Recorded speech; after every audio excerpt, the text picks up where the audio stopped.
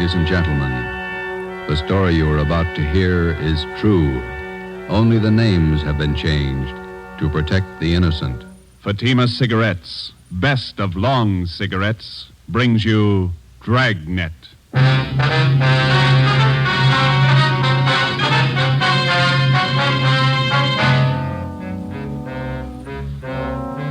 You're a detective sergeant. You're assigned to homicide detail.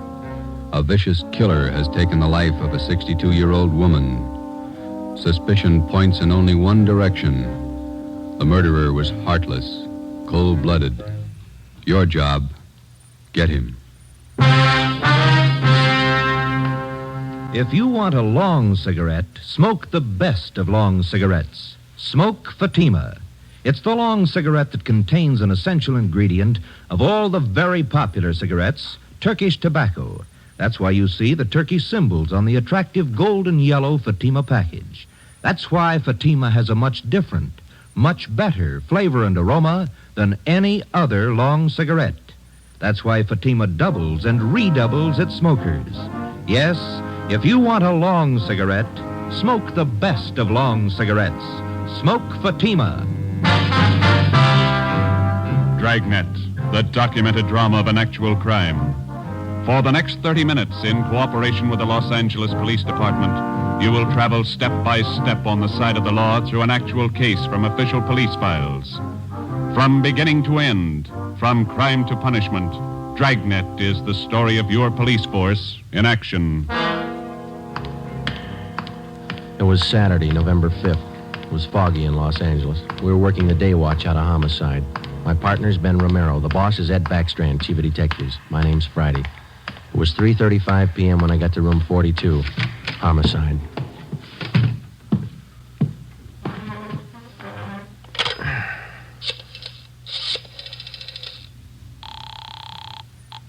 Long distance. This is Friday in homicide. I'd like to place a call to Mr. Frank Rinard in Murphy, Idaho. The number is 761. Frank Rinard, Murphy, Idaho, 761. Yeah, that's right. The call's been cleared with the business office. All right. Do you want me to call you back, Sergeant? No, I'll hang on. Okay, I'll place it for you.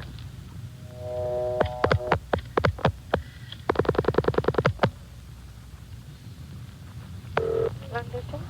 Long distance, Mr. Frank Rinard, Murphy, Idaho, Murphy, 761. Thank you. New Haven, Connecticut. Your number, please. Charge the call to Madison, 7961. Thank you. The time and charges when the call's completed, operator. Rate operator? You ready to put a man out? Yes, Murphy, Idaho, routing and person rate.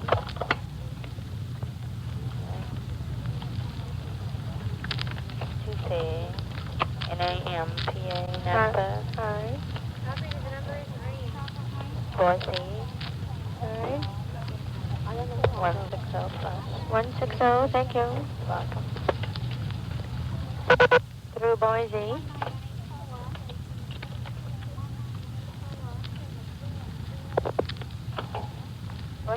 I'm calling Napa.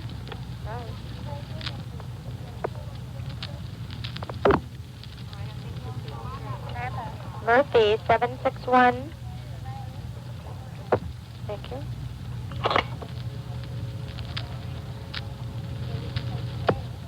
Keep ringing, 761. They're ringing the number, Sergeant. Okay, thanks.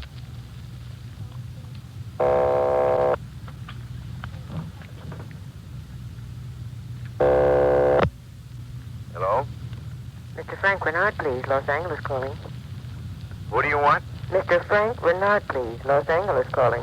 I'm Frank Rinard. Go ahead, please. All right, Sergeant, go ahead. Hello? Hello? Hello, Frank Rinard. Yeah, who's this? This is Sergeant Friday, Los Angeles Police Department. We've got an urgent message for you. For me? Well, what's the matter? Your wife, Dolores, asked me to call you. Something's happened to your mother. What do you mean? What's happened? I better let your wife tell you. She wants you back in Los Angeles right away. Look, what's this all about? I can't leave my job now. You better come. Your mother's been murdered.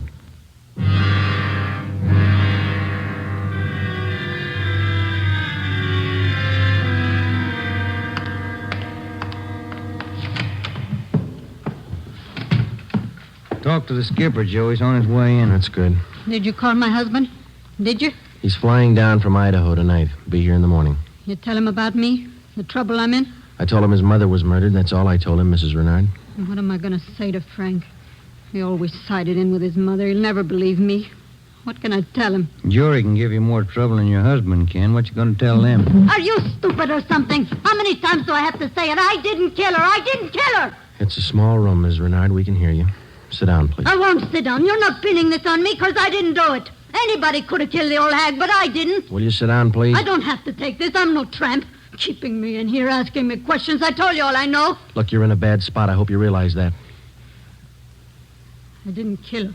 Ms. Rinard, how long have you and your mother-in-law been living together in the house on Chavez Road? Since Frank took the job up in Idaho. About 6 months. He said it'd be better for me while he was away living with her. Your neighbors told us you didn't get along very well with your mother-in-law. That's right, I didn't. She hated me, I hated her. You used to fight with her, is that right? You hit her. Only a couple of times. She called me dirty names. I hit her. She pulled me by the hair. I hated her like everything. I didn't kill her. Once more, Ms. Rinard, would you mind telling us how you spent your time since early this morning, where you went, what you did, everything? I told you already everything. Will you tell us again, please? I got up about 9:15. I had a cup of coffee and then I got dressed. The old lady was on the back porch doing the washing. What did your mother-in-law do for a living? I told you. She took in washing. After I got dressed, I left the house. About 10 minutes after 9, I went downtown to the dentist. He filled a tooth for me. This one here, you can ask him. What time did you leave the dentist's office? About 10:15, maybe 20 after. You can ask him. What'd you do after that? I walked around window shopping. Did you buy anything, talk to anybody? I told you no. What time did you get home? 12:30. I went in the bedroom. The old lady was on the floor. Blood all over. I felt her heart. It wasn't beating. And is that when you got the blood on your dress? Yeah. Now, that's all I'm going to say. 3 times I told you the same story already. And you still can't account for your time between 10:20 this morning and the time you found the body and called the police at 12:30. I told you. I left the dentist. I went window shopping. Then I walked home. And during that time, you didn't talk to anyone and no one saw you? Lots of people saw me. People on the street downtown. I'm no tramp. I don't talk to everybody. None of your neighbors saw you come home, Ms. Rinard? Of course they didn't see me. I cut across the back lot up from San Jose Avenue. I came in the back way. The lady who lives next door to you. She says she was in the backyard about noontime. She stayed there till after 1 o'clock. She didn't see you come in the back way. Then she's a liar. She's a dirty liar. You and your husband took out an insurance policy on your mother-in-law last year. Is that right, Ms. Rinard? Sure it is. What of it? $5,000? Yeah? So what? You know a man by the name of George Martino? No. You better tell the truth, Ms. Rinard. All right, so I do. He's a friend of mine. You've been running around with him since your husband's been away. None of your business. I do what I want. Your mother-in-law found out about Martino. That's what you fought about most of the time. Oh, she was crazy. He's a friend of mine, that's all. Are you telling the truth, Ms. Rinard? Martino's a boyfriend of mine. I told you, that's all. Your mother-in-law found out you were running around with him. She warned you if you didn't shake Martino, she'd write your husband. You said you'd kill her if she did. That's a lie. That's what your mother-in-law told one of the neighbor ladies. And I said it just to scare her. One night I was drinking. We had a fight. She was yapping at me all night. I said it just to scare her. But she wrote the letter anyway. And that's what she said. But I didn't kill her. You had the time, the motive, and the opportunity. It wasn't me. I didn't kill her. Interrogation room, Friday. This is Brennan, Joe. Yeah, Bill, where are you? Santa Monica. Picked up George Martino.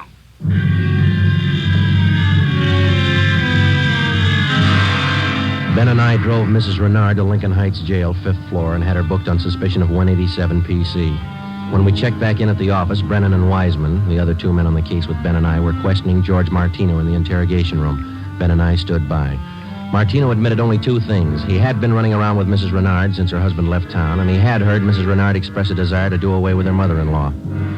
After the questioning of Martino, Sergeant Brennan, Ben and I met with Chief Ed Backstrand. It was 5:15 p.m. You got everything but the murder weapon, huh? That and Mrs. Renard's confession. She ought to come through, huh, Joe? I don't know.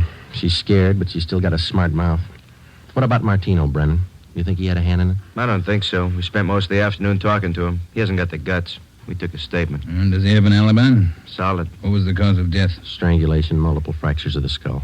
All the motives are with Mrs. Rinard, Chief. Pretty clear-cut job. No evidence of robbery or burglary, I guess. A couple of dresser drawers in the bedroom were emptied on the floor and clothes tossed all around. Pretty obvious blind to make it look like burglary. Maybe. We found 3 $1 bills in plain sight. They were on the floor near the body. If a burglar went through the stuff, he wouldn't have missed that money. And then it shouldn't be too much trouble tying it up. Shouldn't be, Skipper.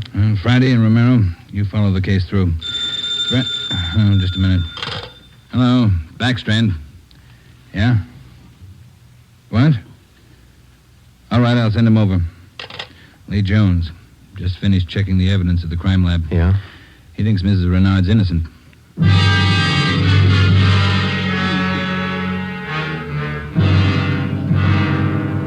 There they are, fellas. Facts don't lie. But she had every reason in the world to kill the old lady. In my book, she couldn't have killed her. All right, let's have it, Lee. How does the evidence add up? That's just it, Joe. It doesn't. Take a look. The dress Mrs. Renard was wearing when she found the body. That's it. Blood smears near the hem. 2 smears, that's all. Now, if she murdered her mother-in-law, there should be more blood on this dress, and it shouldn't be smeared. How do you mean? First of all, the manner in which the old lady was killed. Head was battered in. Must have bled profusely. No question about that. All right, go ahead. Whoever murdered the old lady must have stains all over their clothes. Here's the important part.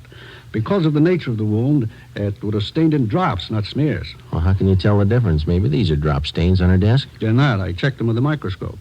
Only the higher ribs of the cloth are stained. The smears, nothing else. But a drop forms its own definite drop pattern and permeates the cloth, soaks in. No signs of that on her dress. Not a one. Now, here's the silk scarf the old lady was strangled with. Yeah?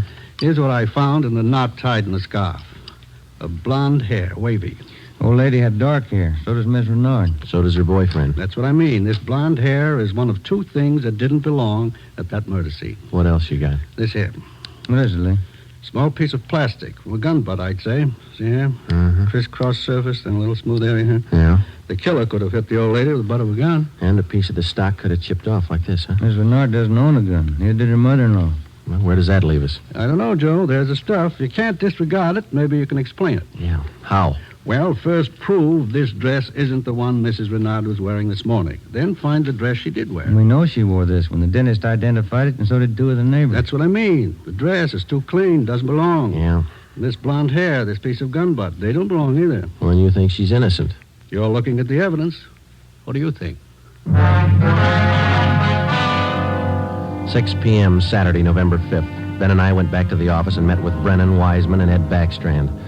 The open and shut case against Mrs. Rinard was up in the air, but we still weren't sure that she was innocent of the murder of her mother-in-law. Ben and I drove to the Lincoln Heights jail and interviewed the suspect again. She agreed to submit to a lie detector test. We drove back to the office, contacted Sergeant Berger, the department's polygraph man, and set up a special test for the following day. The next morning, we met with Berger and formulated a list of key questions, and then we picked up Mrs. Rinard and brought her to the 3rd floor of the Old City Jail building, the polygraph room. At 10:33 a.m., the test got underway. As usual, Sergeant Berger conducted the interview alone. Backstrand, Ben, and I waited outside. Well, how about Mrs. Renard's husband? Get in town yet? He's due in around noon, Skipper. Got a smoke? Yeah. Here you are, Ed.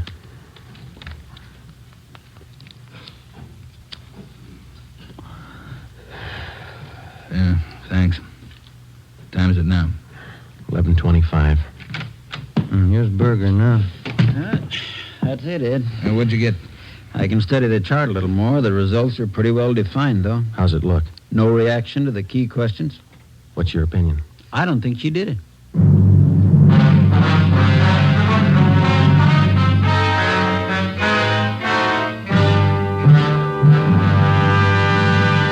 You are listening to Dragnet, authentic stories of your police force in action. And in leading magazines this week, you'll see this authentic story. Headline: Fatima's sensational growth sets a record for long cigarettes. Then you'll read the actual reasons smokers give for changing to Fatima. Fatima is different. It's mild and has a wonderful flavor. Fatima's best. These are the words of Miss Pamela Bookman of New York, where Fatima has increased its smokers 132%. Fatima tastes much better than any other long cigarette. It's the best. Says Mr. James S. Winterhalter of Detroit, where Fatima smokers have increased 348%. I like the flavor, and Fatima is mild. It's the best long cigarette. That's the statement of Mrs. Mary C. Werdeman of Los Angeles, where Fatima has increased its smokers 545%. Yes, more and more long cigarette smokers every day agree. A change to Fatima is a change to the best. Enjoy Fatima yourself. Best of long cigarettes.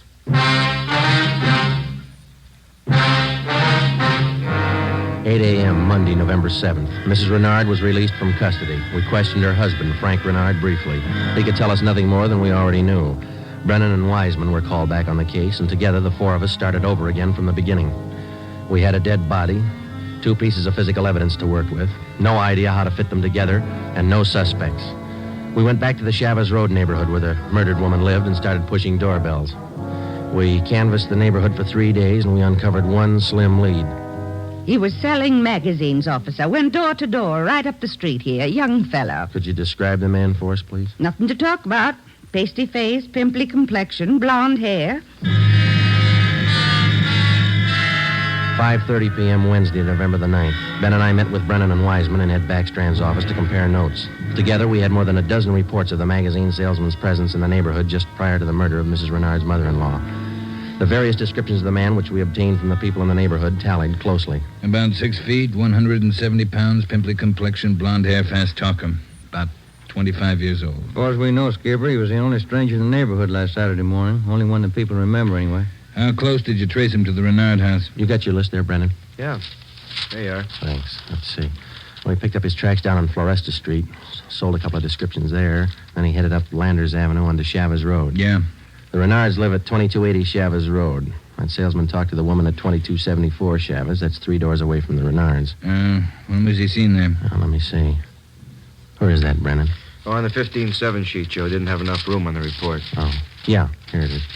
Mrs. John Rico, 2274 Chavez. The guy was there about 11:45 Saturday morning. Well, that puts him in the running. First time he ever showed in that neighborhood? First time, Skipper. Fresh kid, not a very good salesman. Here's the name of the company he's working for, the Harrison News Distributors. You check with them? No, they're closed for the night. We'll call them the first thing tomorrow. Good. Here's something else for you. I had a call from Frank Rinard this afternoon. What'd he have to say? Seems in the excitement just after the murder, Mrs. Rinard overlooked a couple of things. What's that? Well, they're missing a yellow table model radio. It was in the bedroom where the old lady was killed. Well, that ties in with a robbery motive, huh? Yeah, they're missing a ring, too. Belonged to Mrs. Rinard. Topaz ring. Supposed to be worth a little money. But she didn't notice it was gone until today. That's right. You got the serial number on the radio? Yeah, right here. Yeah, let's see. Yeah, Brennan, here we are. It's an Emerson model 511, 180,000, 277-609. A lot of small radios in town. There's only one with that serial number on it. Track it down. A complete description of the Topaz ring and the serial numbers and description of the yellow table model radio were sent to the pawn shop detail. The information was then placed on the stolen property list and relayed to every pawn shop operator in the city. The next morning, Ben and I interviewed the manager of the Harrison News Distributing Company. There, the suspect had given his name as Sam Bricker. We checked out his home address. Turned out to be a gas station in North Hollywood. We took the suspect's job application blank with a specimen of his handwriting, and then we drove back to the office. Sam Bricker. We were unable to get a make on the name from the Record Bureau. We checked the cards on every known criminal who was cataloged in the oddity file as having a pimply complexion. None of them matched. That night, we got out an APB and a radiogram. The suspect's trail led from one salesman's job to the next. On his last job, he gave his name as Albert Berry. His address is 1430 Palo Alto Drive. That was in the Echo Lake District. Ben and I drove out to check it. 1428, 1430. There it is, Joe. Yeah. At least it's not a gas station, huh? Come on.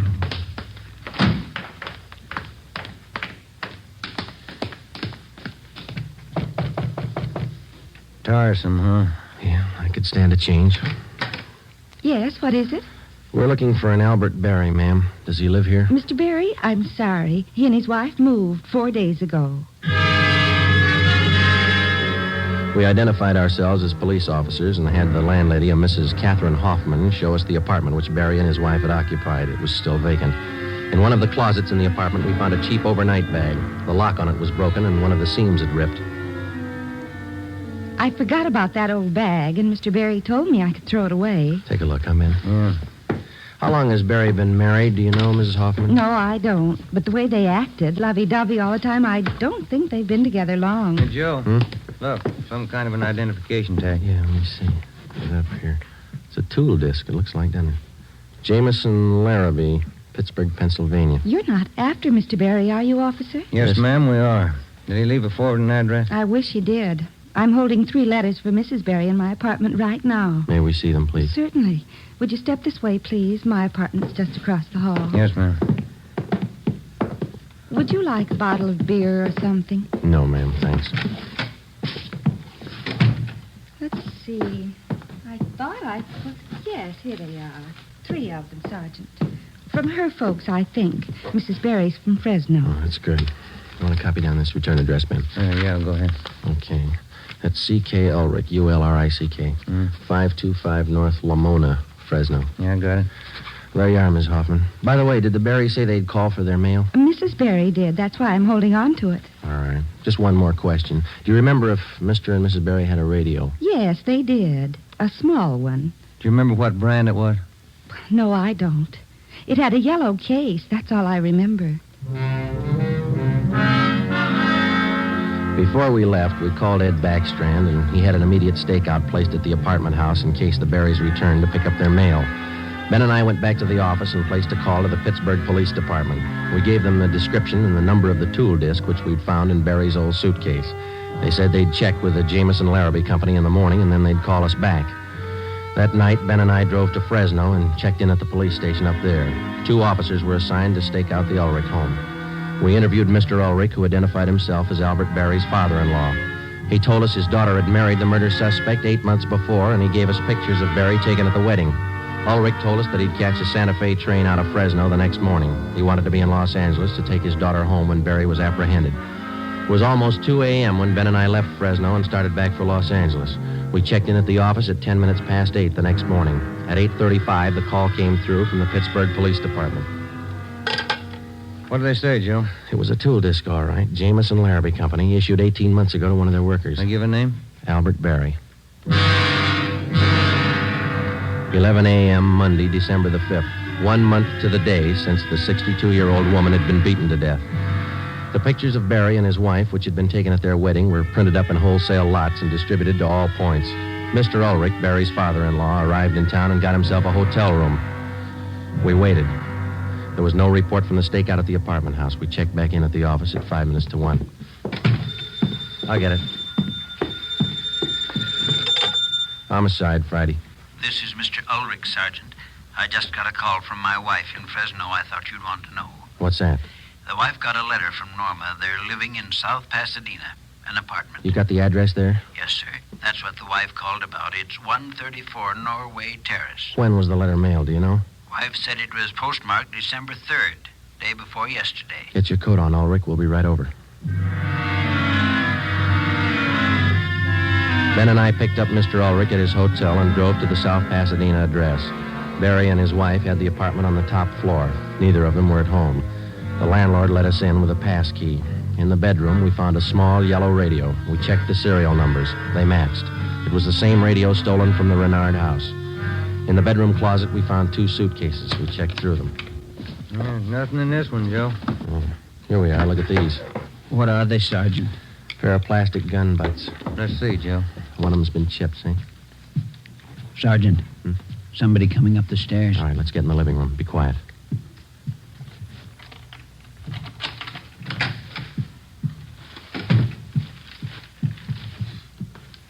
Dad, what are you doing here? Who are these men? Police, Norma. They want Albert. He killed a woman. Dad. It's all right, Norma. It'll be all right. Did you know your husband killed a woman, Miss Barry? He just told me last Saturday. We've been running away for a month now. Moving all the time. I wanted to know why. So he told me. He said I was in it as much as he was. And I'm tired of running. Why did he kill her? Did he tell you that? He said he broke in the house. He didn't know anyone was home. The old woman was in the bedroom. She started to cry out. He had a gun. He hit her with it. Where's your husband now? I don't know. Said he'd come home for dinner. About 5. I bought the groceries. What time you got, Ben? 3:30.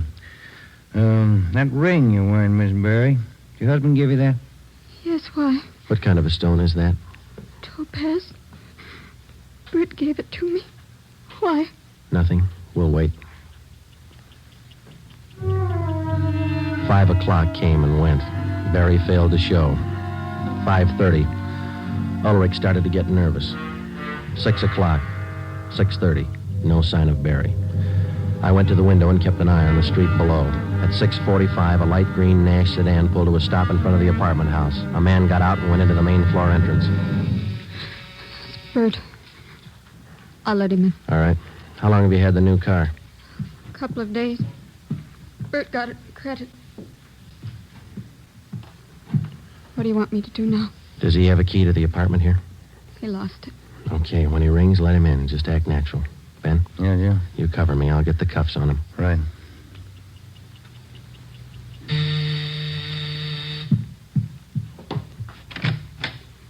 Hi, Bert. Look out, Joe! All right, drop it, Barry. Okay, Ben. Yeah, he's fast with a gun. Nice looking, isn't he, Sergeant? You'd never think he'd kill anybody. Come on, let's take him in. I love him. I still love him. But you're a cop. You wouldn't understand. That's right. I wouldn't understand. I'm a cop.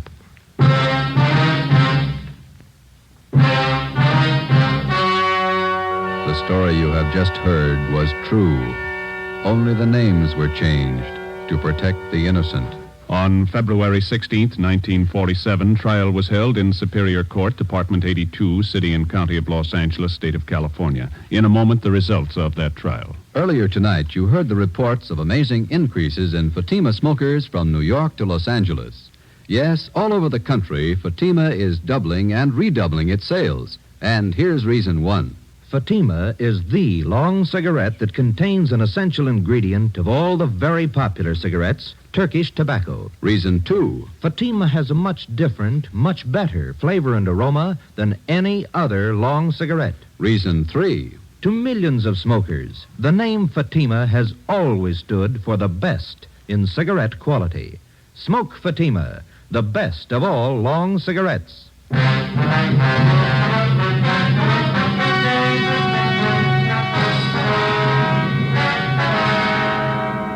Albert Ralph Berry was tried and convicted of murder in the first degree. His wife, Norma Berry, was found innocent of the charge that she harbored a criminal. She was returned home with her father. Berry was executed in the lethal gas chamber at the state penitentiary. You have just heard Dragnet, a new series of authentic cases from official files. Technical advice for Dragnet comes from the Office of Acting Chief of Police W.A. Wharton, Los Angeles Police Department.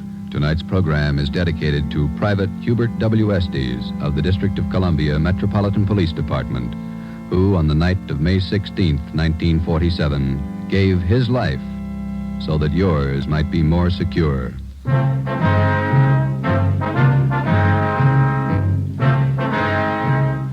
Fatima Cigarettes, best of long cigarettes, has brought you Dragnet, portion transcribed from Los Angeles.